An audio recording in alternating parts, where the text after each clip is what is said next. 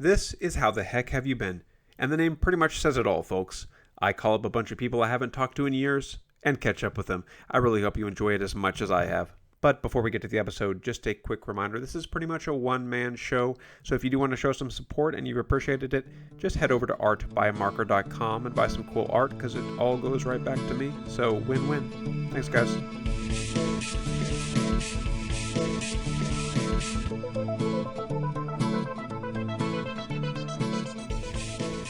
Okay, we have a How the Heck Have You Been special treat for you, because this is my interview with David Louthen that was so fecund, so ripe with content that we decided to do two parts. So this is part one, and even more special, this is going to drop right before the 20-year reunion. So it's a little special two-parter. I'm going to give you guys as much content as I can to finish out the season, finish out the summer. So here's part one of my conversation with David Louthen, and part two should be coming right down the pike. Or is it pipe? I don't know. But here's the interview. There he is. Let's admit him. Oh my goodness. The one and only. It's me. What's up, David? Hold on. I've not done Google Meetings before. Are we recording the video of this, or is it just the audio? No, I can see your face, but I'm the only one who needs that, right? I mean, we don't want to put the only that one out, that deserves it. Yeah, I'm recording the audio only, so okay. No worries. Although you look nice and clean, your hair's got the nice blue in it. There's some mahogany bookshelves behind you. Except this fan light is terrible. How gross my hair is these days. Speaking of how much we've aged. Like, I can't stop.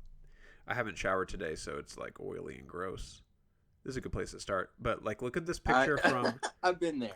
Look at this picture from my first year of teaching that I just put on the episode I just posted with Jessica. Let's see.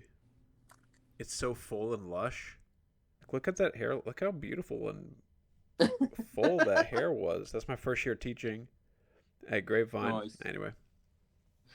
But yeah, I think the last time we saw each other, you came to my art show to buy a bunch of decks of cards. That's the last time we spoke. Over by the Winco. Yeah, that was a weird show too. It was like, why are we in this really vast parking lot where there's not a lot of foot traffic? But I guess you can kind of see from the freeway. But it would have been cool, but like the wind was just giving everyone a hard time. But you and I, we were like pretty close friends senior year. Like, I probably spent more time with you than anybody senior year of high school. And then we met a couple times in college, but then since then, we hadn't really caught back up again until after COVID and my art stuff. And then you came by and, we've actually kind of been in contact back and forth. Yeah, I feel like we were friends pretty much throughout. Because but we had a lot more classes together. Senior year, you were IB, and my earliest memory of you is sophomore year math with it was you, me, and somebody else, one of our good friends, a girl, but I can't remember who it was. But I just remember joking around with you the whole class all the time. I was like, yes, this is my people. Yeah, we just start bust out laughing while everyone's doing their work. And I can't remember our teacher's name, but like, was she the one that we had a teacher that wore a dress with sneakers. That sounds accurate. And a lot of people will be like screaming at the podcast now with like what her name was, but I can't remember what it was. But she was kind of iconic for that. She was very kind of frumpy, but like had a lot of attitude, and I liked her. Yeah. I love most of my teachers, actually. I'm trying to think if there's a teacher. Now that I think about it, I'm trying to think if there's a teacher I didn't like. Oh, I guess sophomore year I had it was like some history teacher, but it wasn't, for some reason it wasn't IB history. Well, and he was just kind of a crazy dude. Dude. Conrad would know. I think we both had him for... Well, you're not talking about Watchmen, are you? No. No. Is he still alive? Yeah, he posts regularly on Facebook. What, really? Yeah. In fact, I've That's thought about great to having hear. him on, but I'm not sure how unhinged the conversation would be. I feel like there'd be a huge disconnect between our points of view. Maybe that'd make for good radio. I don't know. It'd be Is kind he of is interesting. he is he one of those people? I don't know. No, he was always kind of like a, what's the word that's going around now? Dissident voice or whatever. But he was always kind of like, he would pretend he had a wedding ring on, right? And then he would show a picture of his quote unquote wife. And I think, I may be getting this wrong. This would be really poor taste if it's wrong.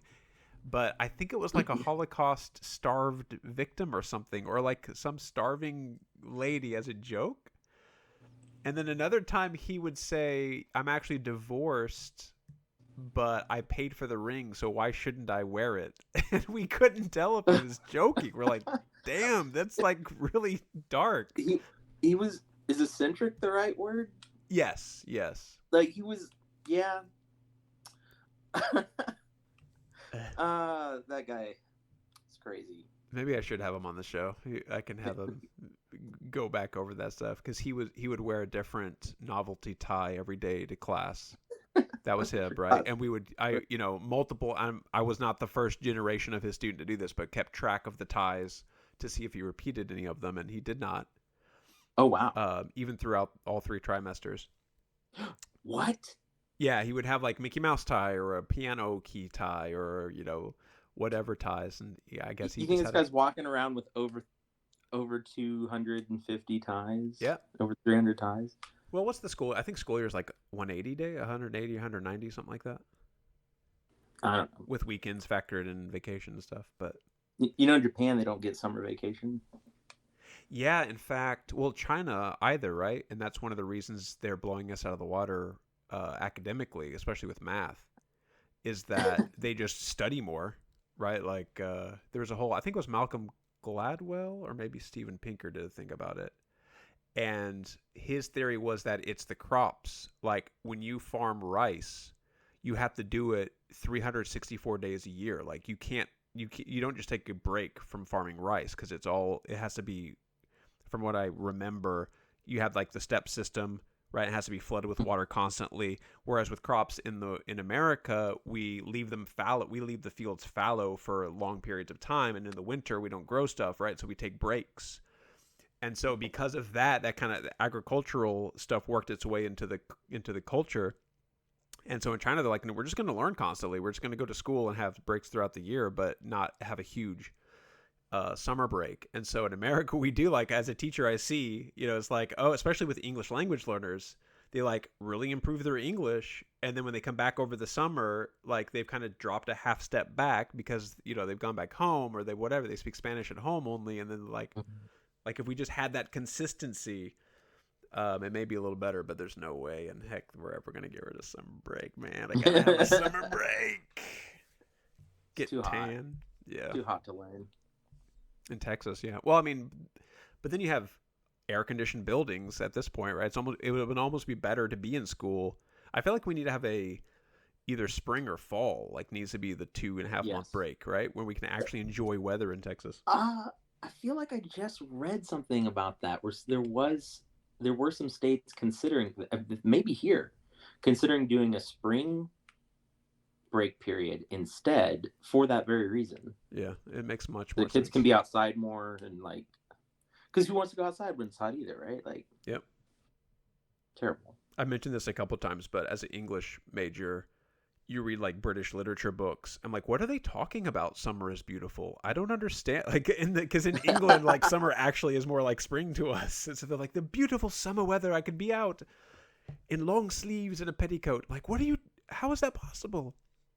Yeah, a buddy of mine is getting both his master's and doctorate at St. Andrews in Scotland. And so like when I'm chatting with him, he's talking about, I actually went for a walk day. I was like, oh, and like the 4 nice days I'll have a year. He goes, yeah, pretty much. Which is exactly how it is in Texas too, but for a different reason. It's like, yay, the 4 days of fall. Spread out in like 2-hour increments over 8 months. Yeah, exactly. I'm trying to do more cardio recently, and it's like, when am I gonna go jog or bike? I can't do it until 9:30 p.m. or I will die, literally die. And then you got to deal with night bugs. Yeah, I run too fast for that.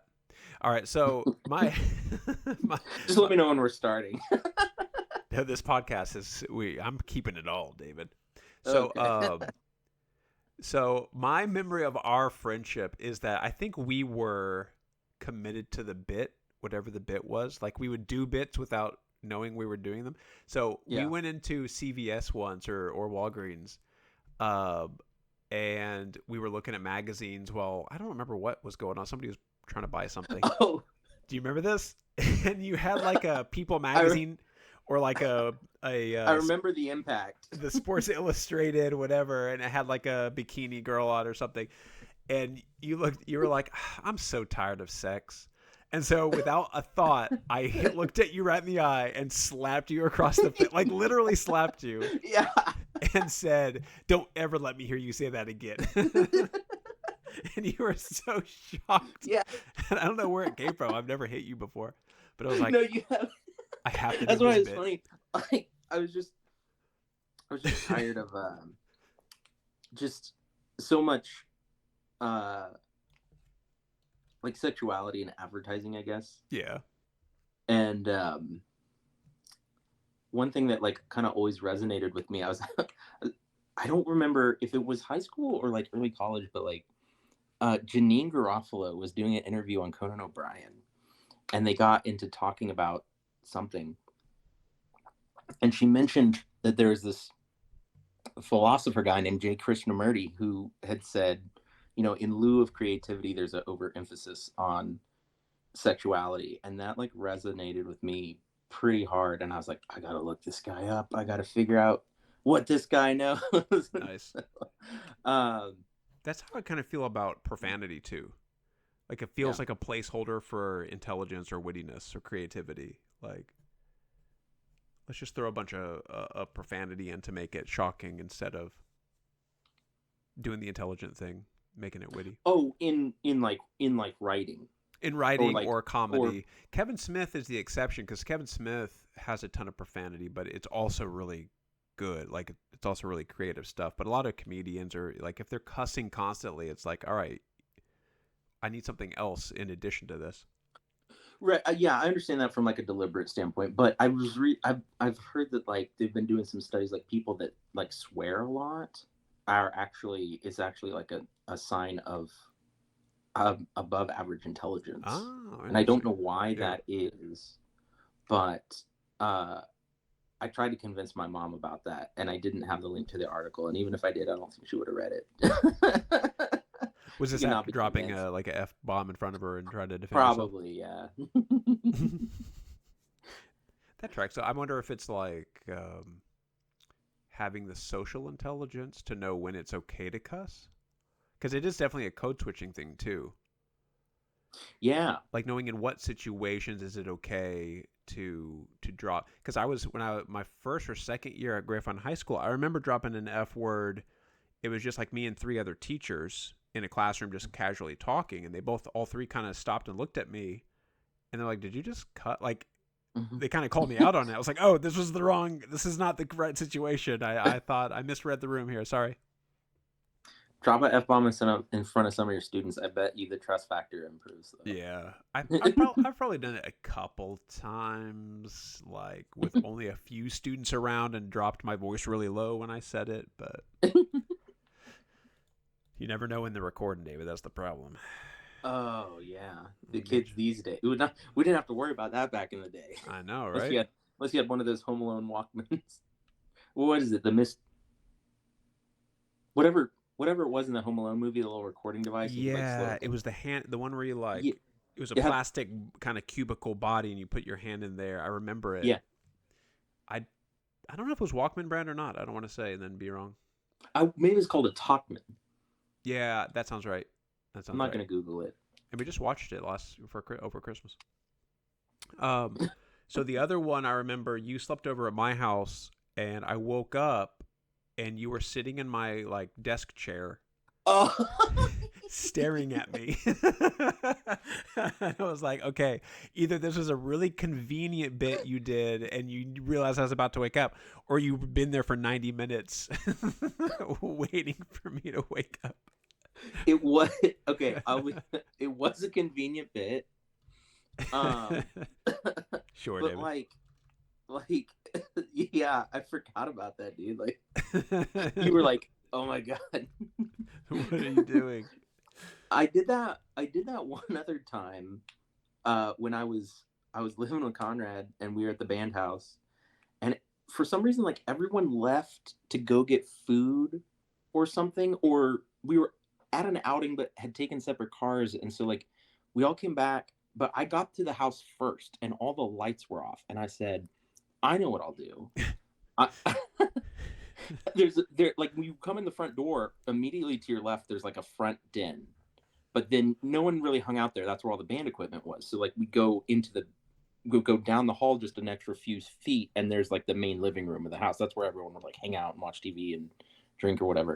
So all the lights were off in the house, but there's a sofa in that front room, and so I just sat on that sofa in the dark waiting for everyone else to come in the house, seeing if like maybe I could get a jump scare or if they would notice or like turn the like little foyer light on. And and first of all, I waited there way too long. Like I started to creep myself out. I was like, what the Yeah. fuck am I doing? Yeah. How committed am I here? And then and then they all came in, but because everyone knew the layout of the house, they just blew past me, didn't see me at all, went straight into the main living room, turned the lights on in there, set the beers down or whatever, and I'm just sitting there on the sofa like, what? I've wasted my life. This is not landed.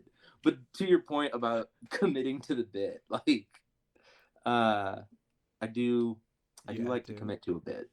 And then there are those shameful moments where you like give up on it. You're like, it's been 15 minutes. I guess this is just sad. I got to stop because they're not going to turn the lights on and see me, right? And then you just like Yeah. slink away. Dang it. The other thing I was going to mention. So you introduced me to. I feel like you were like a purveyor of stuff for people, like avant-garde or underground. Like, I remember you wearing like a Zwan shirt to Theory of Knowledge one day. I was like, "Who's Zwan?" And you're like, "That's Billy Corgan's other group." I'm like, "What? I didn't, you know." Or Flux. You introduced me to the card game Flux, Oh my god. and you gave me those Oh. cards. If that's what you're thinking. Oh, I already gave them to Yeah, you you? gave them to me. I Okay. came and picked them up. Yes. I think your girlfriend gave them to me because I came to the house and Okay. she was there, but you weren't. That's In fact, I think probably they're accurate. right up on the table somewhere here. Weren't they in like a little tin? Yeah, it has a bunch of barcodes on Oh yeah. They're around here somewhere. I've got so much junk it. Me too. hiding in my room. Although now that we're kind of cleaning my dad's house out a little bit, I'm like, oh, uh, I need to like keep things a little bit cleaner now that because eventually my daughters are going to be doing that for this house, and it's like, Why yeah, tell me about you destroying the wall. well, I'll probably cut this from the podcast, but dad's in a assisted living facility now, Okay. and so we're basically getting the house ready to sell Oh, okay. because he's got dementia, basically like kind of early stages. Right He on. can I mean, still, not right on. I mean, I yeah, you understand. like, I got you. We took the keys away. That was hard.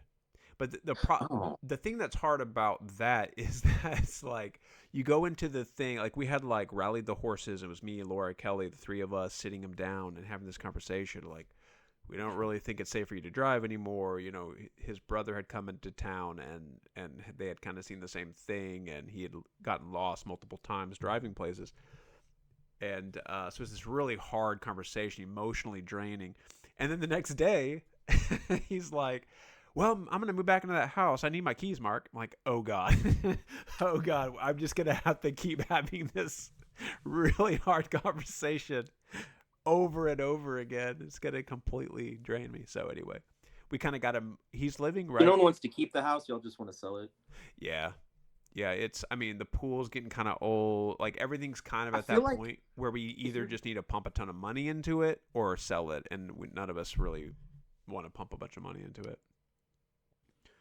to get it up and I know, running. man. I think that mural would have increased the property value. You never So know. yeah, Let the new people paint over it. Let them right, be I the know, right? It's like a little piece of thing. I should have removed it and kept it as like a little memento, a historical landmark. At least if you got a good picture of it.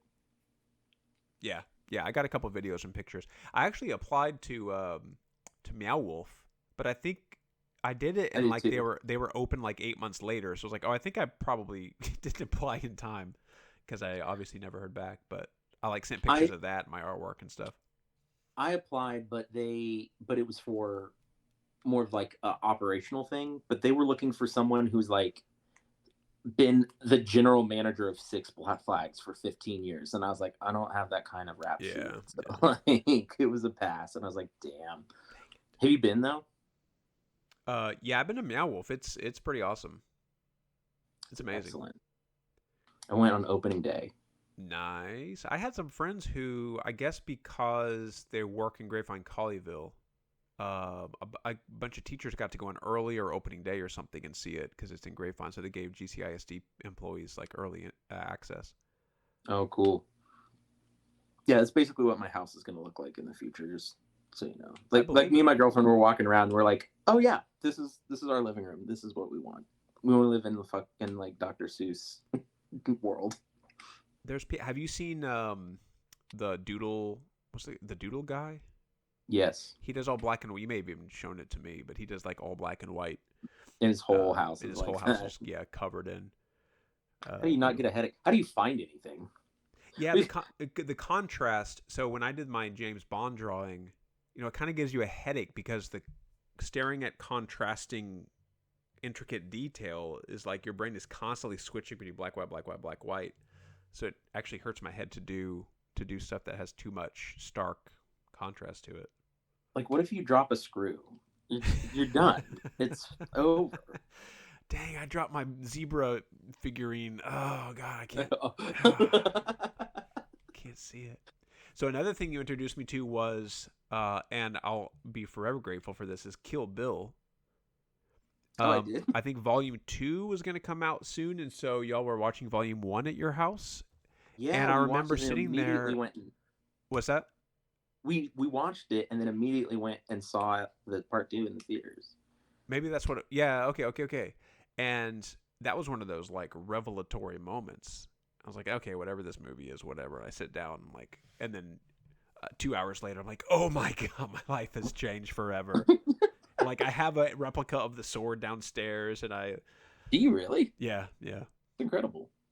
It's a cheap eBay knockoff. That was like the early days of eBay, right? When we went, I think college.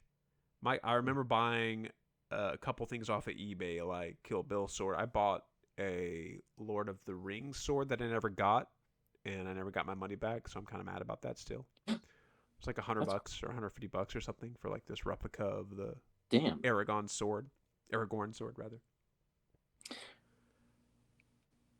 Man, I don't know how people do eBay businesses. I've tried to sell stuff on there before and like been like this has not been worth it. They haven't streamlined the process. Well, it's hard now because they split from PayPal, so they want you Oh, to oh, like oh. give them all your banking info and stuff, so Mm. like they can report your taxes if you do have an eBay business or whatever. And like, hey, this person sold like $40,000 worth of stuff this year, because otherwise, like people wouldn't report it. Yeah, true. True. I always wonder how that works with Venmo and stuff. Like, how does the federal government track Venmo? Like, do they have? It's like I can Yeah, just in give fact, people money instantly. that was another thing people were talking about online this year was if people send a lot of like Venmo payments or PayPal stuff like that, they may like incorrectly report earnings, which is really like, no, I sold a sofa to a friend and they paid me, or Right. like someone paid me back for this pizza. Like that's not income. Right. Yeah. So Like I so it's just they're like go back and check, and I was like, okay. I try not to do much actual like sales through Venmo because I don't want to worry. I don't want to mess with it. But some people like, I do you have a Venmo? I'm like, yeah, I don't really want it, but I don't want to earmark it and do all my. I straight up refuse to like it. I think they're back to the point where I can send people money on Venmo, but I to like receive money and then transfer it to my bank account, they want me to like verify it with this third party company called Plaid. Yeah, And yeah, I, yeah. I've heard some and I shady stuff. started to do that, and they're like, "Cool, just give us your banking login info." And I said, "Absolutely not." Yeah. Yeah, like y'all need to be paying me if you want to dig through my banking Right. receipts Yeah, and I'll get that. sell you my info if you Yeah, want. yeah, I'll sell you my info, Yeah. but I ain't giving it away for free. Like, and that's the other thing is like Venmo is a part of PayPal now too. Is like if I'm already verified on PayPal, and PayPal just does the like couple cent deposit things to verify, why can't y'all do this? Mm-hmm. Like, what is Plaid getting out of this, and what are they paying you for it? And why am I not getting a cut? Like, I'm not like I'll only give away so much of my privacy. Yep. Yeah, I hear you. I hear you. All some right, of the so let's algorithms go are good. back. So you went to because people want to know how the heck have you been, David? And so since high school, you didn't you went to DBU first, right? But you didn't graduate from DBU, is that right? No, I Or did graduated you? from Okay, DBU. I thought you moved Yeah. schools for some reason. No, Okay. DBU all the way. Wait, look, can we go back a sec? You Yeah. said people want to know how I've been. Who Yes, are these the people people? need to know. Who's the people? The dozens and dozen of people who listen to this, David. What do you mean who are I have at least 12 likes per YouTube upload. Okay.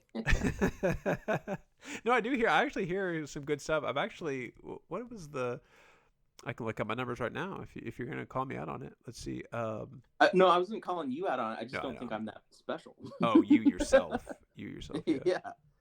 Let's see. Apple Who's Pod. asking about me? Well, oh, it's going to make me verify my login for Apple. I think Spotify's better. Yeah, I was just checking out the numbers yesterday, and they're higher than I would have expected. Like a couple episodes, there's like a couple hundred listens. I'm like, oh, okay, that's weird, Noise.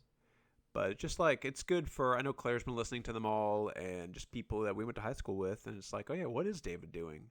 How the heck is that guy? Because I would get like messages, like Susanna did it once. Cause she was looking for a realtor to help her dad sell his house and move into a different one.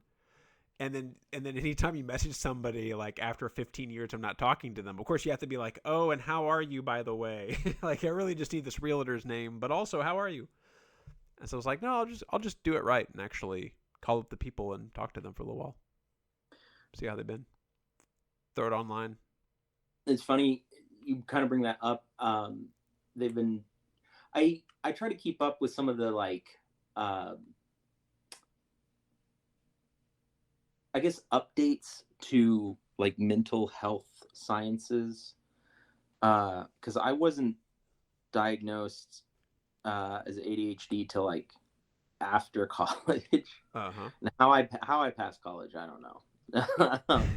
But it's been a neat learning journey. And one of the things that they've mentioned is like people who are ADHD, they can like basically like not that they have superpowers, but like in that way, but like they can like freeze time in their brain. And Mm-hmm. so in this kind of scenario where it's like, oh, I haven't talked to someone in 10 years, but as soon as I do, I can pick up right where like we left off because it's like you never left. You were just like pausing a video game and then these other things took my attention because that's how Yeah. my whole life is. And then now that you're back, I don't feel the awkwardness of like, oh hey, how have you been? It's like, oh cool, got a text from Mark today or whatever. Like it's fine. Oh, that's And fascinating. so Yeah. and but on the flip side, like I guess other people feel bad or I should feel bad for like not reaching out to people more. But I don't, it's not that I don't think about it or don't think about them, but I just feel like, oh yeah, they know we're still friends. I could text them anytime. And then I just don't because squirrels or whatever, Yeah. right? Yeah. Like, uh, Well, you should. I've never understood feeling bad about it either. It's like there's no way you could possibly maintain that many friendships over that long of time, like reaching out every. There are some people who do it really well and actually like write letters or call. And I've just like if you're not one of those people, you're just not one of like I don't know. There's I feel like that in and of itself is its own hobby, like right, correspondence. right, right. It's like, okay, it's old school, Yeah, but yeah. some people do it and it's fine. but I don't feel like it's a social requirement. It's also been weird doing this podcast specifically because not with people like you or Claire, like people who I was really close friends with, I don't feel any hesitation to call you up and take an hour of your time. But some people, it's like I didn't really know that well to begin with, and it's like how much of a drag am I on their life right? It's like I don't know how bad should I feel about taking an hour of their time, or do they really want to talk to me, or you know and of course they do because they volunteered. Maybe that's just Right. but at the same time I'm like, you know one part of me is like, oh yeah, they're the same old person they were, but the other part is like, I don't really know them anymore. How much of a right do I have? But So putting the squirrels aside, back to your yeah, question. yeah, DBU. So how was that? So it was weird. I didn't go because I was Baptist or necessarily needed to go to like a Christian university. I went because for two reasons. One, they had what I wanted to study at the time, which was music business. And it was a new program and no one had even graduated from it yet. And I was like, oh, cool. I just did this IB thing. So who cares? I already know how that goes. Like, yep. I've just come from a program where no one has graduated from it before. Like, this is not a big deal to me. And so also they were close enough to home where if something got messed up really bad, like I'd have a lifeline. Yep. But it was far enough away that my parents weren't going to make the drive to come like constantly surprise me at school. Yeah. Although my older sister went to school in upstate New York, and that still happened to her one day. So I don't know why I felt any safer. Funny story. My older sister, Sharon, she was going to Hobart William Smith, and then she transferred to Cornell. Mm-hmm. And then she decided to dye her hair blue, but hadn't told my parents. And she was walking down the sidewalk at school, and my mom was driving a rental car up there and saw her. She went, Sharon. And she's like, Mom, like, what are you doing? Like, literally, that's how it played out. I was just like, oh, you can see it out of a movie. Yeah. But yeah, so I went, and it was a 145-hour degree plan because it's a liberal art school. Jeez. And the problem was, and that was as small as they could make it, because it was part music degree, part business degree, and then part music business degree. Mm-hmm. So we ended up taking more law classes than pre-law students, which is nuts. And then because it's a private liberal arts college with a religious affiliation, there was like 16 extra hours of religion courses piled in there, which was BS. But yeah, it went fine. Like I said, I don't know how I passed being unmedicated. But it was wild. I had a good friend, Taylor, that we were both in the same program. So we had a lot of the same classes together. And I was like, you get into senior year, and it was almost a 5-year degree plan. I took 21 hours my freshman semester. It was nuts because I was trying to get it done in time, and it still took 4 years and one semester. One extra semester, yeah. Yeah, one extra semester to get it all done. And I was also you must have tested out of some of the basics, right? Like some of the IB tests. I'm sure you went in with like 12. Did they not take any of that? They didn't take any of my IB credit. Jeez. And I'd only taken like 1 or 2 AP tests, so they'd only take it if it was a 5, and I got like 4s on them. So I was like, damn.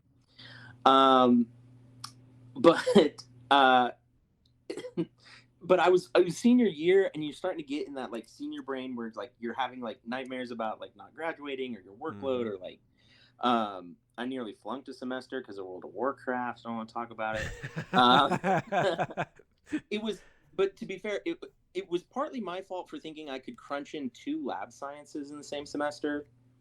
But it was my counselor's fault for not telling me I could drop a class to save my GPA. I still hold that against it. Was that without taking a hit, right? With like a withdrawal? Yeah. You could do 1 per semester or something usually. I should have done it. But I didn't know. Yeah, I didn't even know that that was an option. And our chemistry professor was super. He was super cool dude, super nice, super helpful, super smart. And you're going through the class and the labs and all of that. Uh, I did a Bachelor of Science track versus a Bachelor of Arts track because Bachelor of Arts I had to do more music performance, and music juries and Yeah, stuff yeah, like that yeah. that I didn't want to do. Um, so instead they said, oh well, you can do Bachelor of Science, but you have to take all these like science courses. And my whole time I tried to get a new science course added called the Physics of Music, which talks about like magnetism and radiation and acoustics and like relevant stuff. Mm-hmm. And it was such a BS thing. The dean of the physics department tried to get it on before I even got there, and the music department said, oh, this doesn't sound like something we'd need. And then I learned about it and I was like, no, this is definitely something we need. Like, how do microphones work? Like, what Yeah. is the difference between like speaker arrangements when you're doing recording and stuff? Sorry, I dropped something. I gotta get um and so then I convinced them it was a good idea. But then once the music department was on board, the science department was like, well, we don't know if we have enough interest now, and we don't want to spend all the money on equipment and books for this, even though we have a curriculum ready to go, unless we get enough interest. So I went around my whole college campus and like got signature. I got like over 150 signatures from people who said yes, I would absolutely take this class, and they still didn't get it Uh, into the curriculum as a lab science credit before I graduated. So I was taking like these regular lab sciences. But the chemistry teacher, he was super cool. But then like he wanted you to understand the chemistry like you were gonna teach it. And so like our final exam for the semester was only about water. That was it. The whole nice. exam was over water. And you think, oh, this is gonna be easy. And then all these questions, like it wasn't like where was this in the book? It's like I would have had to like completely read and comprehended everything in all chapters of the book to be able to talk about the things that these questions were asking me about fucking water. Yeah. And I was like, Yeah. and because there were like pre-med students and stuff taking his courses and like they were eating it up. And I was like, I just need this fucking credit. Like I just, Yeah.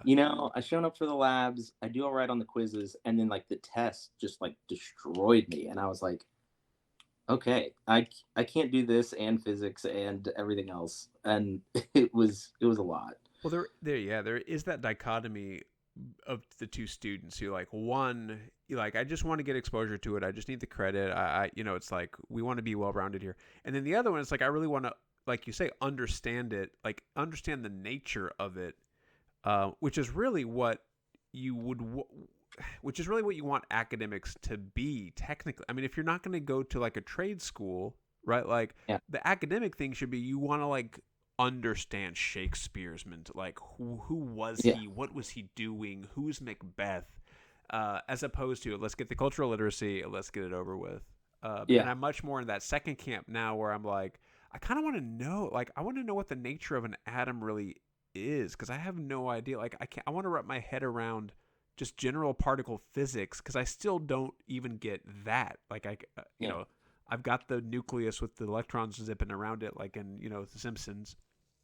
But like, what the hell is an atom even? Like, I don't know. I don't know. It'd be cool to go back. Fun college fact. So I had to take English classes or whatever, right? And uh, one of my teachers freshman year or freshman or sophomore year was Mrs. Metter, and I was like, oh man, that sounds super Uh-huh. familiar. And uh, so I asked her like first day of class, like, are you related to? Are there any other teachers in your family? It's like, yeah, my daughter teaches at LD Bell over in Harrison. I was like, I had your daughter for my English class in high school, Karen and Metter. that one fact alone like got me on her like good list for Uh-huh. life. I'm like, I just What did she teach? What did you say she taught? English, just like Miss Oh, Metter okay. did. Yeah, yeah, yeah. And she loved me um, because I would always write stuff that was not always like any paper we turned in. I would sometimes like clown on the assignment and just like I did the work. I hit Mm-hmm. all of the check boxes, but I would come at it from like a little bit different angle. Yeah. I did that in my public speaking class too. I was like, you really gonna make me retake speech? This is some BS. But like, so every speech we had to give, I would like clown on it. They're like, yeah, you got to do an informational speech. I'm like, yes, this is why you should use soap to brush your teeth with. And like, I'd have references and documentation, or like, you have to give a eulogy, and I'd talk about Carl, and I got myself to tear up. And it's hard for me to cry, like actor cry, but I got it. And at the very end of the eulogy, you found out it's like my goldfish. Like I didn't mention that at all. And then there's that bit at the end. Like, man, I just whatever. And so, yeah, it had to have been freshman year of college, and we were supposed to do like a group report on some novel, and my part, and we were going to be graded individually, but also as a group. And I was supposed to make a little presentation, and it was like 7 slides in iMovie with a little bit of background, a little bit of the, Ken Burns effect, and me talking over it, like very simple stuff. Because I was working at Mike's Video, like I knew how to do this. Yeah. And so I told them all I'd do that, and then I went to see Jimmy World at the Gypsy Tea Room when that was still a thing. But I had drank over the course of that day 4 different like Starburst like smoothie drinks that they had at the time. And so between that and being in the hot music venue, I got like had to go to the emergency room level dehydrated. Like it was really frightening. And I went, and so I missed our presentation day. And so the rest of my group had to present their parts of the project without me, without our little video bit. And so I came into class. I still had like the emergency room band on my arm to like prove to Mrs. Metter that it was legit and I wasn't faking it. So she said, yeah, okay, well, you can make it up, but you have to present by yourself. And I was like, okay. And so my whole little bit was just standing up there and introducing my video, and it was like a overall synopsis kind of thing.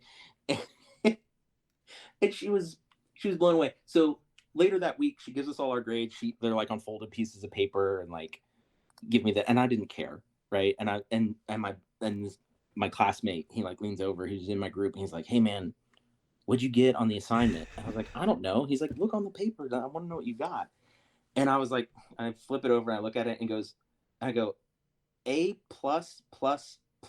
apparently. And he goes, that's crap. We all got B's. He was so mad at me. I was like, I'm sorry I got sick. I'm sorry I'm an idiot and didn't drink enough water that day.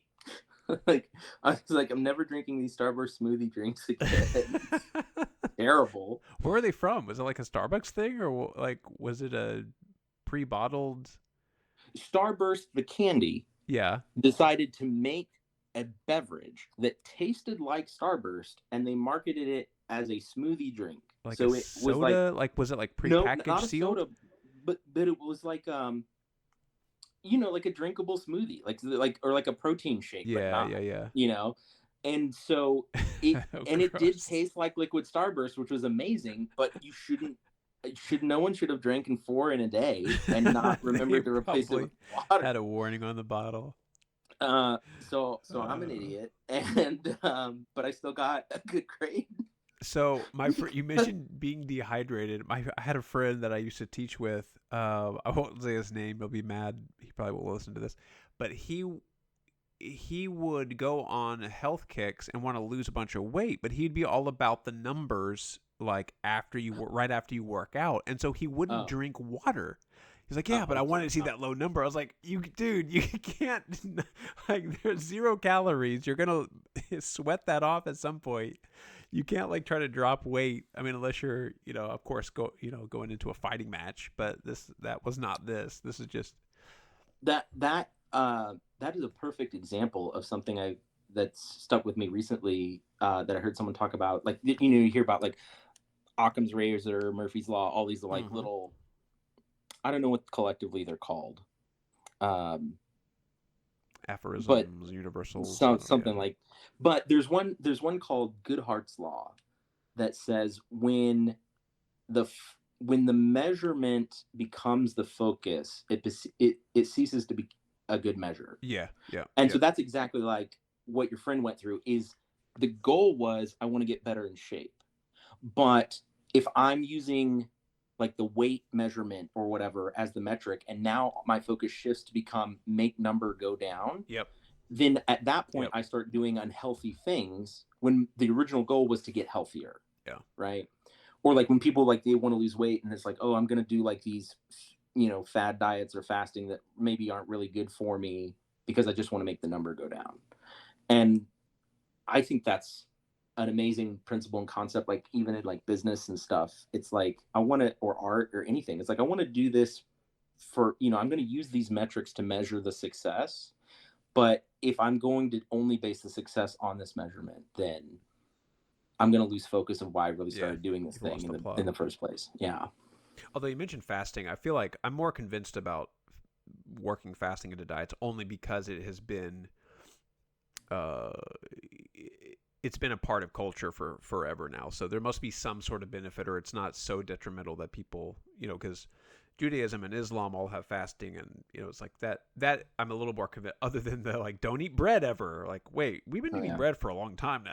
I think we can have a little bit of bread. I don't know if we should. What else? I was gonna say. All right, so you went to DBU. Did you graduate with a degree in music business? I did, and then I realized I hate working with bands.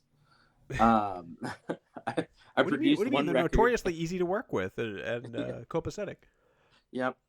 No, yeah, I actually, the most fun I had was working with Conrad. He came back. He like moved to Chicago for 2 years, and while we were in college, and then he moved back. And during I think it was during senior year, he was like, "Hey, I wrote a rock opera. Will you help me produce it?" And I was like, "Yeah, let's go." He like played it. He played the whole thing for me on like acoustic guitar in my living room in my apartment. And I was like, "Okay, sweet." So we produced an entire record on basically a $0 budget. I think, we got a little financial aid from some people, and then like all throwing in some of our own money. But I think in total, we got it cut for less than $3,000, which is really nothing for a full length record. And it was great. Is it out there? It's, it should be. Like there's nothing stopping us. I think he mentioned it on the episode I did with him. Yeah, there's nothing really stopping us from like uploading it to streaming and stuff. I might talk to him about doing that because I've played it, like I have it on my phone, and I've played it for some people at work, and they're like, "This is really good." I'm pretty sure we did even file a copyright. Nice. I mean, or he did. I made him do it because I knew how at the time because of my degree. I was like, "Hey, I just learned this. We're done. You got to fill out these forms. We got to do this stuff." Like, who fucking knows? I need to do that with my art stuff and logo and business name. I haven't done that. I'm like, hope nobody steals this. Well, fun fact. So, you own your intellectual property even if it's not filed. Okay. And you have a demonstrable history of using that intellectual property already established. So you could still have a claim and like a viable lawsuit against someone if they just came up and said, "Oh yeah, art by Marker, imported from China," whatever. Like you'd be like, "Okay, yo." But having the registry just makes that whole like litigation process faster. Yeah. That would have always been my hope and assumption, was that if you can prove that you've been doing it. But yeah, and like sometimes going after other people too, like, "Oh, you stole my idea." It's like, no, we just had the same idea. Like you have to prove that they had access to your work. Yeah. Yeah. But yeah, get it done. Yeah, I should. But yeah, so yeah, I graduated.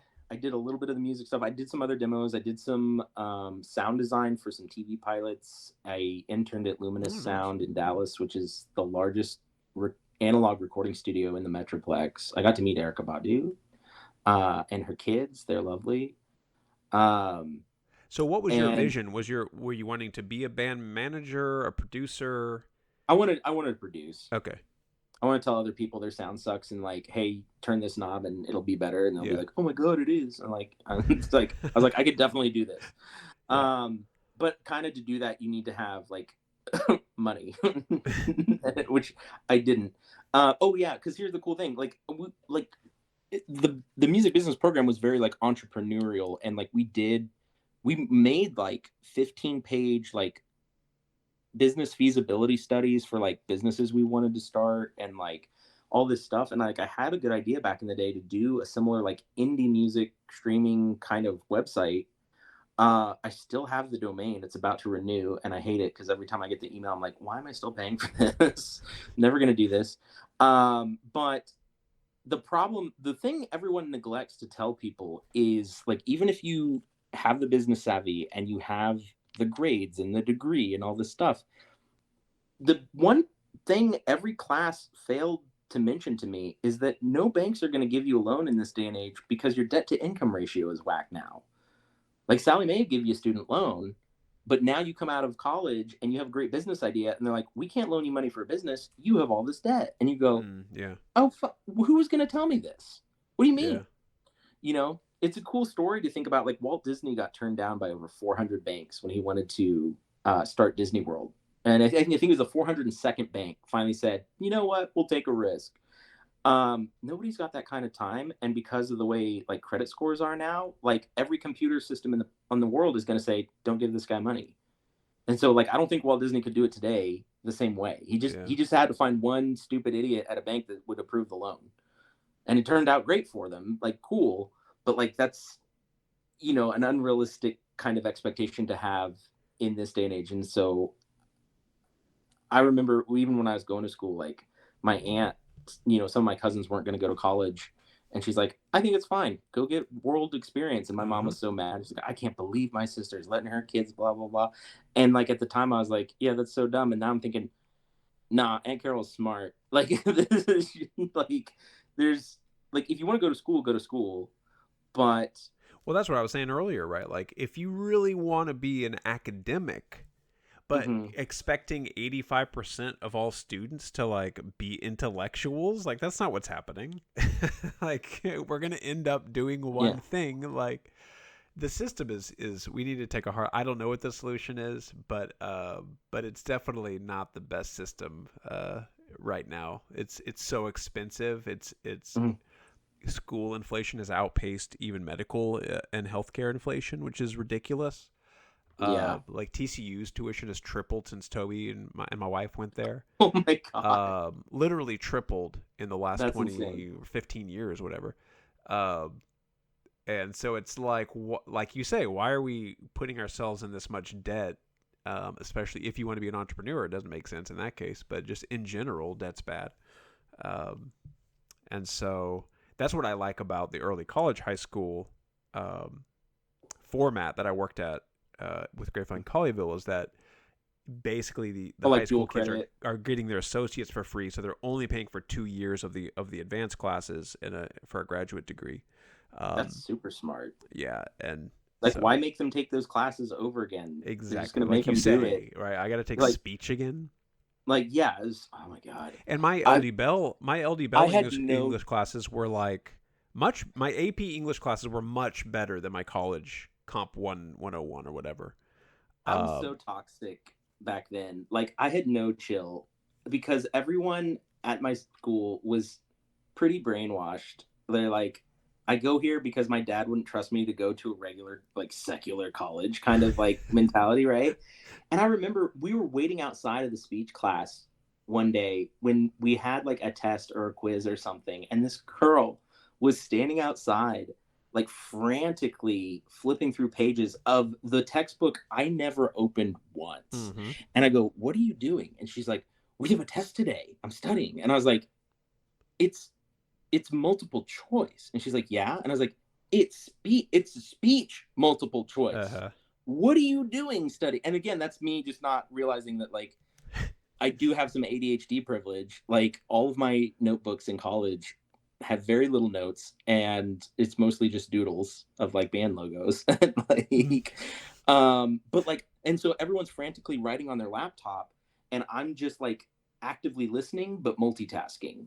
And so we would have study groups, and I would remember what was being said, and someone's like, I don't have that on my note. I was like, I don't know what to tell you. It was on the keynote, he said it. And like people would beg professors like, oh, can you please have a copy of your PowerPoint? I was like, freaking why? Why don't you just pay attention in class instead of Yeah. distracting yourself on your laptop? Like, For all those high school kids that are potentially listening to this, just go to class. Like that's number one. Like attend class, and you'll yeah, get most of the answers. right. But if you have like a 60% attendance rate, you're gonna miss out on a lot of those test questions. Unless it's my college chemistry class, Right, you can have right. perfect attendance and perfect Yeah, homework still. grade and still bomb a freaking final exam about water. Like, it was And now a cup of I'm water. talking state UNT class undergrad basic comp one, history, U.S. history, whatever. Just Yeah, just attend show and you'll up. be okay. Uh, yeah. All right, what was I? Oh, so I do want to come back because right now my kids and I. This is funny how things change but stay the same. So when I was probably elementary, I don't. Do you remember when Link to the Past came out? Zelda: Link to the Past, Super NES. It would have been like No, early because '90s. my parents banned video games until like uh I don't know, 2000. Yeah, because I remember playing some Or KOTOR with you, man. Knights of the Old Republic. yeah, We got down to yeah, some of that. We were cool. Uh, my dad was convinced there was this kid in our neighborhood that was just a complete a hole, and he was convinced it was because his dad had gotten him a Super NES. yep.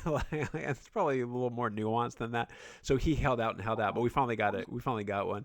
So I spent one summer playing Zelda: Link to the Past, and it was like this kind of bonding because my dad would play, my sisters would like get involved because it's kind of a puzzle game and a fighting game and all that combined. Hmm. And so last summer, it's me and my daughters playing Zelda Tears of the Kingdom on the Switch, which is an amazing video game, and you can just pour hours into it. But they are dangerous, like you mentioned World of Warcraft. Like they are literally Yeah, addictive. I go to yep. bed thinking about it sometimes when we've been playing a lot. Like God, I got to get that last Sage's Will. But there's certain things there's certain things in life that you don't worry about until they're kind of too until it's like, oh wait, this is kind of dangerous. Alcohol. I've never had trouble with alcohol, but now that I'm in my 30s and seeing some of my friends who have already suffered from alcoholism, and I'm like, oh yeah, I probably should have been a little more skeptical about that and hesitant. So tell me about your addiction, David. Open up to me. World of Warcraft. Well, Tell me I your don't, shame. I don't play World of Warcraft anymore, and I won't go back. You had cold turkey. No, I still have a crippling addiction to video games. It's just not World of Warcraft. It's just now God of War. It's well, Destiny 2 has been taking up a lot of my time, especially since the new expansion dropped last week, which is why I told you I was busy. Um, Wait a second. I mean, I'm not joking, but uh, like the people that we're playing online with, like, it's we literally have an international clan because, like I said, my buddy is who I was working with here in Fort Worth. He decided to go pursue academic things in Scotland. That's my only time I really get to hang out with him is online when we're doing that stuff. And we also play with like people in Australia and people in Oregon and people in Canada and people on the East Coast. And it's great. It makes it that much harder to coordinate people's schedules to get online and like Mm-hmm. do an activity together. But it's a way that we can, stay in touch. And that's been cool. Um, Yeah, I feel better about and it. I feel better in the fact that, like, my youngest, who was 6 last summer, she would literally just ask me, "Hey, Dad, can I watch you play Zelda?" I'm like, God, how am I gonna say no to that? Like, like jackpot. now it's bonding with my daughter. This is healthy now. We Yeah. spent 200 hours staring at the screen It, with our daughter. I'm one of those people, like, I can't, I know there's a lot out there, but I'm not one of those people that can watch other people play video games. Yeah, no, Like, same. let me do it. You can watch me play video games. I'm mid, but like, um, but yeah. Uh, I mean, I like it. But there's other stuff I've been doing as well. Like, I joke about it being addiction. It's weird. Like, it just comes in seasons now for me. So it's like if there's something new coming out, I'll binge it for a little bit, and then I'll go back to doing like other stuff. Um, in fact, lately I've been wanting to get back into like doing things at the Dallas Makerspace or some of the other makerspaces in the Metroplex because I had to shut that down during COVID, Mm-hmm. and my living Congrats, by situation the way, changed. because you were pretty successful in like never contracting it, right? No, I actually did, Oh but my damn. girlfriend didn't, which is good because she's in a high risk category. Yeah. Um, but I did end up I it took a long time. Um, I don't think I got it like the first 2 years, but then like we started to open, like I had to start going back into the office at work, and like uh and then I did contract it, and I had to like quarantine in a different part of the house for about a week. And it sucked, but I made it. I got through it. Well, and it's probably better that it was 2 years after because usually they evolve right to be less virulent and less harmful. They just want to survive. They just want to pass their genes into the future. So I've never quite understood like bubonic plague and stuff. Like if it's that deadly on a Darwinian level, how does it even work? Like how do you like if you're going to kill your victims in a week? How do you keep getting more and more victims? But anyway, there's no question Bank there. Just comment. they don't the virus doesn't know that we're not just going to die in a field and some animal is going to come up and like Right. try to consume us, and like, oh, a new host. They're like, what's a funeral home? What do you mean this is as far as I'm going? Dang. Wait. So we still need to make our table. So we've talked about collaborating on. You had like a you had taken my fall leaf drawing and we had Mm-hmm. kind of made it into you would etch stuff onto a big was it plywood? It's plywood, right? Yeah, as a test As piece, like a yeah. test piece. We need to actually. Well, if we're gonna, I mean, yeah, we could end up adapting it, but yeah, as a prototype, so just use less expensive material for that. Yeah, because you were wanting to do like rainbow plywood, right? It's expensive, but it has like different colors. The deeper you cut into it. I did want to do that, but uh, I might, if I if I really got back into it, could potentially even make it. It just depends on what the cost is. Um, Well, but cost even the isn't an regular issue because we can sell it for triple whatever it costs. David, come on. sell it. What do you mean? Put it in your house, bro. Well, yeah, but Like if Mr. Doodle is gonna doodle all over his house, you gotta have your artwork all over. Like well, we that's have to. I don't make the rules. Well, you sell one and use the profits to make your own, and then just keep living off of that. Yeah.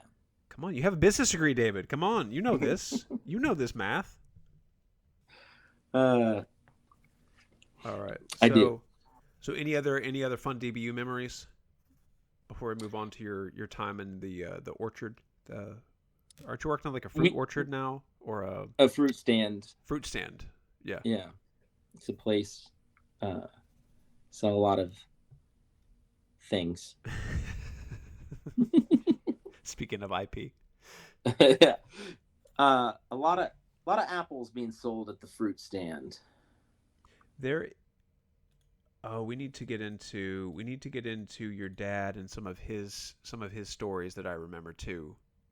So Okay, your we could dad, part one, part two this if we need to, yeah, yeah, because my dad's gonna be probably a whole other whole other. podcast. Okay, we'll do it. Let's do a part two. Do you need to run soon? I figured I'd give it till about 4:30. Okay, yeah, let's do another 15. So let's do Okay. a part two. We can schedule it. The people want to know, David. The people want to know. Uh, but you do have David Louthen Day in the city of Bedford. Oh my god. Yes, the mayor has decreed it so. Was he at your Eagle ceremony? The mayor, or was it just? I feel like somebody from the Yeah, city announced it. yeah, he was. What? How did that happen? I'm like, wait, do all Eagle Scouts get that? Apparently not. No, it's I'm not. I'm okay. I'm not proud of this. It's silly. So we went to high school with John Rawls, and I don't Uh know if huh. you knew him. Maybe he. I thought he was in band. A little bit. I don't remember if he's in band or not, but I know I I think because knew he of played him. trumpet, Yeah, but he I was a think he little did. older than he was a little older than we were anyway. So like not our graduating class.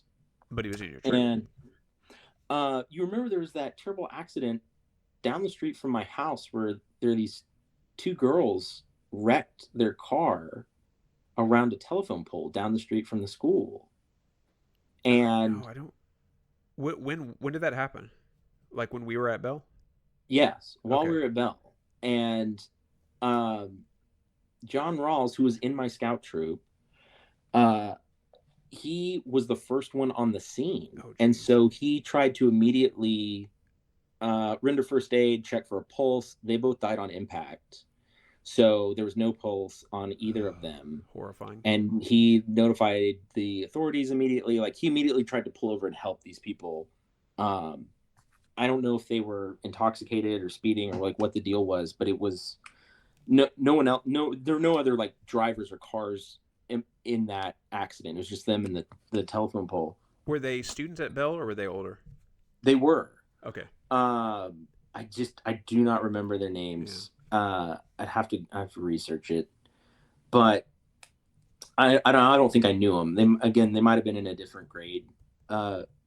But because of his like being on the spot, like being part of the community, whatever, like it was a cool thing that he did to like try to stop and immediately help them and use what knowledge he had from scouts to like assess the situation and do the right thing. And so when he got his Eagle Scout award, they um the mayor of Bedford announced that it was John Rawls Day in the city of Bedford for his like active heroism and support for the community or whatever. Like it was a legitimate, hey, you could have just driven by and called 911. You didn't, Yeah, like, kind yeah. of And now thing. you get your own, but you don't deserve it. You, Yeah, yeah. so the thing about the thing about all this Eagle Scout nonsense is all these parents don't know what to do, and so like they all talk to each other like, oh, how did you get this company to send them a scholarship money or whatever, like because they're weird companies that do that kind of stuff when you're getting your Eagle Scout or like whatever, and like, oh yeah, write to this person, write to that person. And so somehow I guess my mom snooped around and figured out that like anybody could just kind of do that and just get the mayor to announce it. And so like I Yeah, don't know what letter she drafted or who she called. Um but like I don't feel like I deserve that. yeah, And it yeah, was like uh I guess it was just like parent one-upsmanship, like if you ever see yeah. like, oh well, little Johnny's getting into Yale. It's like, oh yeah, well my suit is he's going to Harvard. Like whatever, like Well, I don't know what David the has hell. his own day. Yeah, right? Like I don't know fucking know what that was about, but it's January 10th if anyone wants to celebrate it. Yeah. Oh, I do every I, year. What do you mean if? I thought about moving my birthday to there because it's after the holidays and then more people are in town to come hang out.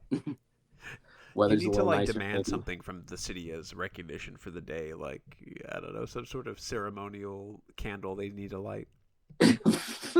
The Eagle Scout thing was funny too because I remember I could maybe it was Christian's older brother. You didn't know him, but maybe his older brother, and he got all this stuff from like the president sign, like a little signed Yeah, picture or whatever. I was like, oh, that's that's what cool. it is. Like you write letters.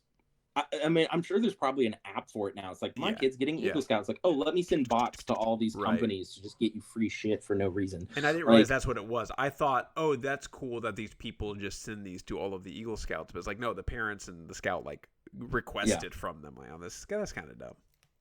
yeah. I think I have a letter from Obama. I think I got $100 from Chick-fil-A. I don't know. Like, Nice, nice. I don't remember any of that nonsense. I didn't like any of it. I was like, this is who cares?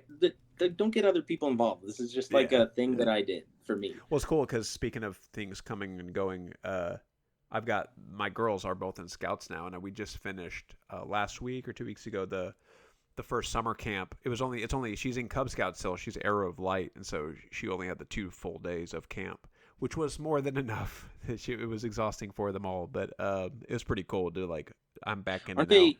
as an Aren't they adult. trying to like change the name and like just kind of combine all of scouting into one like umbrella? Yeah, I mean Girl Scouts is still a separate entity. But when you talk about combine, I don't know if it's with Venture and all of that, but it is now Scouts BSA or Scouting It's USA or Scouting America, Scouting right? America. because they had been calling it Scouts BSA, which is weird because the BSA stands for Boy Scouts of America. No, they're girls, but so I think scouting. Um, and so it's cool. It's with Cub Scouts you can just have both boys and girls, and you just have to have an adult of each gender. Like if boys are going to be camping, you have to have a male leader. If girls are going to be camping, you have to have a female leader. As super well cool. that are trained.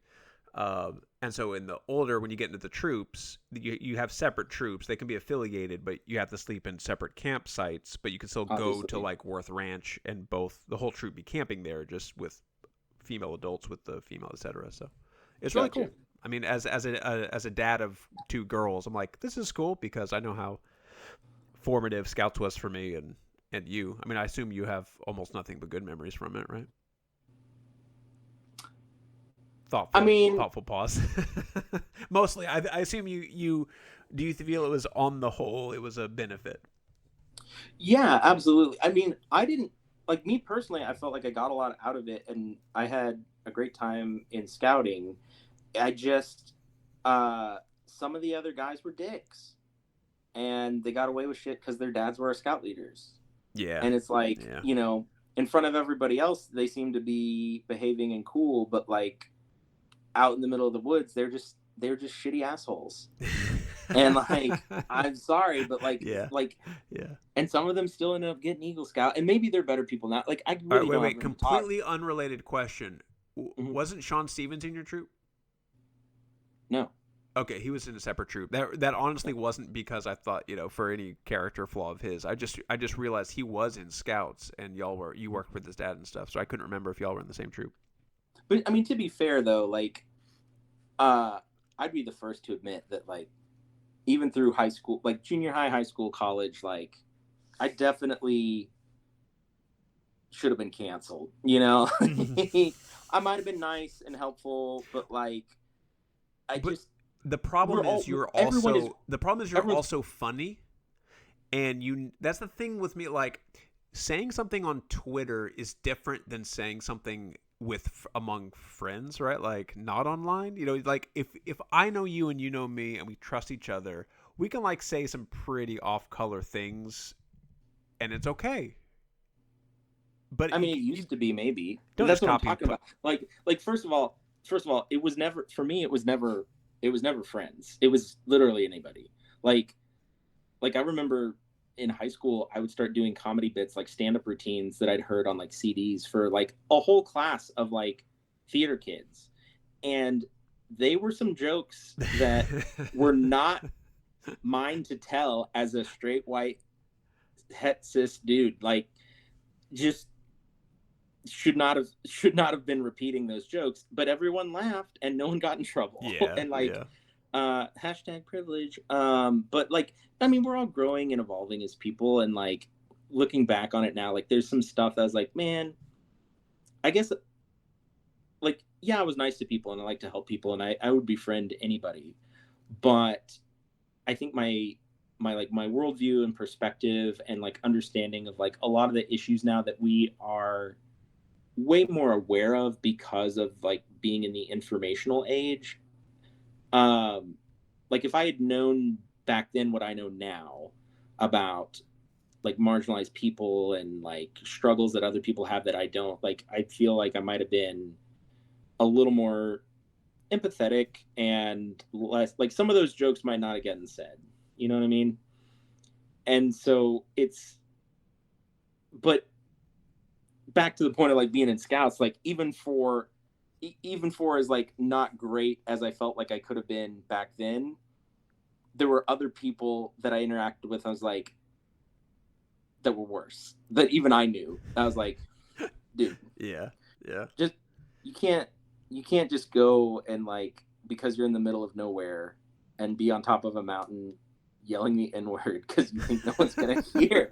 Like, it's just not. Yeah, probably not the best. Like, you think it's super funny now because you're like 8 or whatever, and all you know is that you're not supposed to like say certain words, but like, no, dude. Like, Well, and the irony of that is that the whole point of scouts is to build character, right? Right, Like right. at least their parents knew enough to like involve them in this to maybe try to. But I'm assuming from what I'm hearing, the dads were also part of the problem. Maybe like they were Well, enabling the not bad that they. I behavior. mean, some things like you can't always control what kids are doing when they're half a mile off in the woods and you're at base camp or Right, whatever. right, right, But right. like, Yeah. but yeah, like and like again, that's what I'm saying is like at the time I might felt like oh those people were crappy, but like I was crappy too, and like I haven't followed up. I don't know how they've been. They could be growing like me, and so I like to like at least assume positive intent and be like overall I still think scouting does help a lot of people um, learn new skills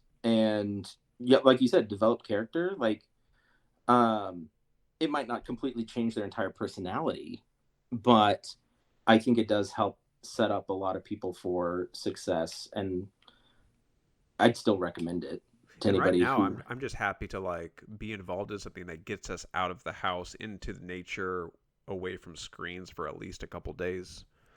It's nice to be camping again because I hadn't done a lot of it, real camping, right? Like we kind of do glamping with some of my family and extended family, but it's like nice to be involved in something where they're being active and also just kind of Dude, de-stressing and you don't know about glamping, bro.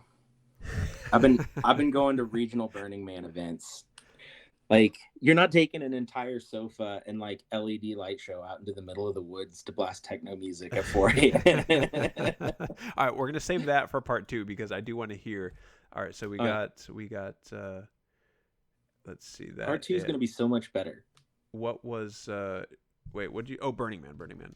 Yeah, good stuff.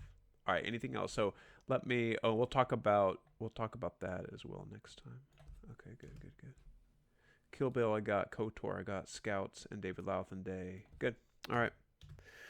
You had this as an I have agenda. a list. Yeah, I had on the bullet list was I'm so tired of sex. Was one of the bulleted list. Okay, so I give all of my interviewees a quiz at the end of the show, kind of like wait, don't tell me, where they take a funny twist on your name or your history. You were in a band called Jebediah's Legacy. So, David Yeah. Louthen, how much do you know about Old Testament prophets? And you went to a religious school. So, are you ready for 5 questions about Old Testament prophets? I'm absolutely not, but let's do it. All right. Which Old Testament name, which means beloved of Jehovah, was given by Nathan the prophet to the second son of David and Bethesda, called Solomon or peace by his father? Is it A? Your Oh, face thank God, multiple is choice. multiple choice. Now you know you can kill on a multiple Okay. choice. Is it A, Elijah, B, Obadiah, C, Jebediah, or D, Jedediah?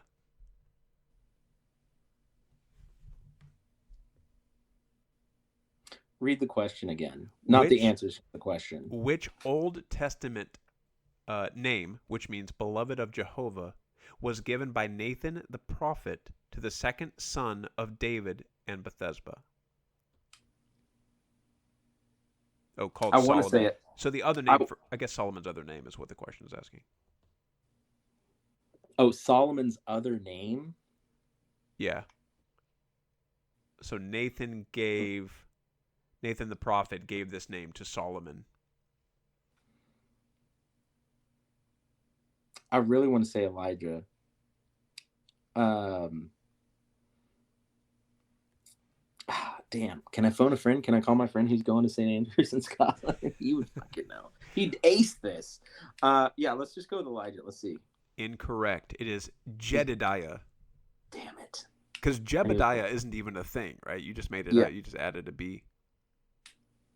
Yeah. Because you thought the name sounded cool, I think. It was a made up name for the Amish finger puppet. Like I had a knitted finger puppet. I Oh, still have it somewhere. yeah. And we decided to call him Jebediah Ishmael. And he was just a little Amish dude. And Named the after reason his Old Testament prophet. And the reason our band is named that is because Matt Schoolfield wanted to call it Legacy, and I thought that was too pretentious. And then we argued about band names for like 2 weeks. And then I don't know, it might have been Andrew Franks or Matt Schoolfield is like, what do y'all think about Jebediah's Legacy? And by that time, we were also exhausted that nobody to it. It's a cared great anymore. And we band said, name. sure. And we was like, sure, let's do it. And by the way, And you then have some great ask us music. about the meaning, and we're like, I don't know, man, it's made up. So I'm gonna pop a little clip of some of the music in right here, but we'll talk more about it next time. We don't have to. Sawdust. Roll Sawdust.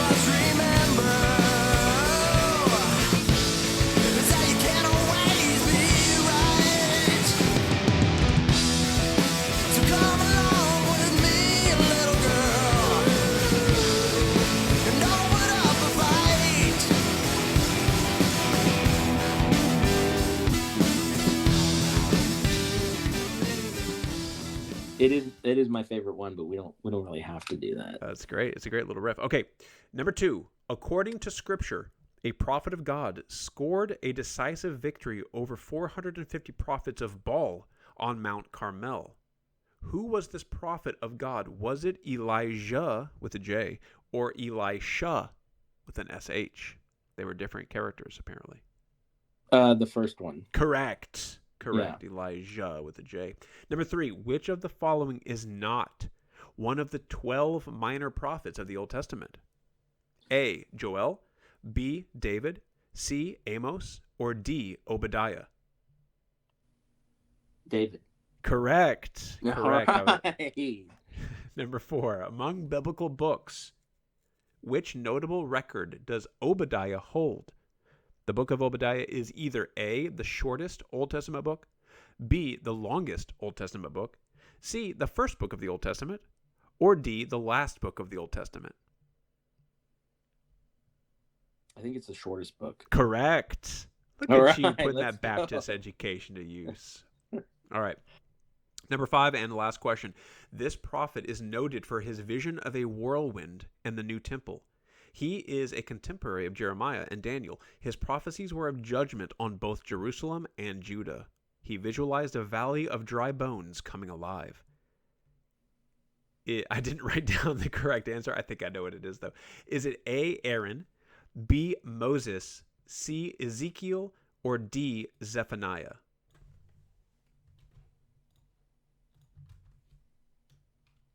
Googling correct answer while you think. I want to say Ezekiel. I think that's correct. Yeah, you all right. You actually Ezekiel. That's amazing. So 4 out of 5? 4 out of 5 ain't bad, and that first one was hard. The first one I just did because it was Jedediah and not Jebediah. So I wanted to get a Jedediah in there. Both great names. You know what? I was at Red Robin one time in high school, and my mom was like, she literally said this to me while we were sitting there eating. She's like, why don't you call yourselves electrical band. And I was like, what? She's like, yeah, because y'all play electronic instruments. And I was like, looking at her like, are you hearing yourself right now? And she's like, oh, but what if electricity goes out of style? And I was like, what are you talking about? Are That's you classic high Louthen. right now? Like, what is happening? Oh, hey, do you still have the drawing I did of you guys, your family? Yes, I know exactly where it is too. I put my hands on it recently. I need to get I need to get that photographed or something and put it on my website. I need to get that Oh, from you and give it back. let me get back to you on that because Yeah, yeah. my dad had a bunch of blueprints and stuff of the house that are not normal paper sized, obviously, and we needed to find the sprinkler diagram because we need to have some sprinkler repair done. And the only one that we had was on this giant piece of poster board, and it was fragile. And so I called around to some places to see if they could do high resolution scan of like irregular formats. And most of the places want to send it through rollers. And I didn't want to send it through rollers because it's paper that's taped to poster board and it's very fragile paper. Yep. And I said, do you have anything in like a flatbed that you could scan this with? And they go, yeah, we do. So I found a company. It's a print shop that does like large banner ads and stuff for people. There's one in Fort Worth, but their Denton office has a flatbed that can handle it. So they curried it over to their other location for me, got it scanned and returned it. So I dropped it off and picked it up in Fort Worth. And they did a fantastic job. I got both regular large format prints so I could give them to like contractors, but also digital. Nice. So we could do something like that for it. I use what is it now? A Baron Autographics is downtown Fort Worth. And they do art. They do like, for mine, they just photograph, like they just take a picture of it because it's large, because you can fit, like it's not. Oh no, these place has like a 4 foot by 4 foot flatbed scanner they can do. Nice. It's crazy. Yeah. Wait, so you're not going to air this for 5 weeks? Yeah, because I've got you, I've got Jessica Rader, then next Wednesday will be Carmel Henderson, then Claire Becking, then Janine Farreau, then John Anderson, who I went to band with, and then you are number 6 for this season. John Anderson was in my band at the beginning. Oh, really? No. John Anderson? Billy Goat? Yeah. What did he play? Bass. Oh, I'd forgotten about that. He was he was at Hearst Junior High. Yeah. Of course. It was just him and Matt Schoolfield at the beginning, and then Matt met me in the English. Okay, so we'll get into that in part 2. We'll get into. He goes, "Hey man, you play guitar?" And I said, "Yeah." He goes, "Do you want to be in my band?" And I said, "Okay." And that's how our band got started. All right, save it for part 2. But yeah, we could do part 2. We'll talk about my dad and Burning Man stuff and Jebediah's legacy, the history there. All right, David, this is good. Oh, I got to give you my little mantra here. David, because of your purveyance of the unusual and eccentric, I am sincerely grateful and better for having known you. You are one of the hundreds of kind, generous, and benevolent people I know in a world where we need every single one that we can get. So keep being awesome, doing awesome things. And this has been good. Appreciate it. Thanks. I appreciate that. All right. Hey, check out part 2 next week, guys. Roll that color song. God damn.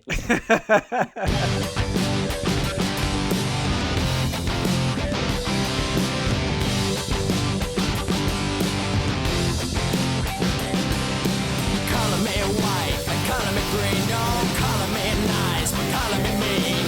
Color me fuchsia, color me gold. There are so many colors you can behold. Can't see the colors that live deep inside.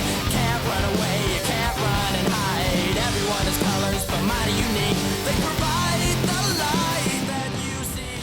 All right, I'll talk to you later. We'll schedule a nighttime play. All right, cool. All right, bye, David.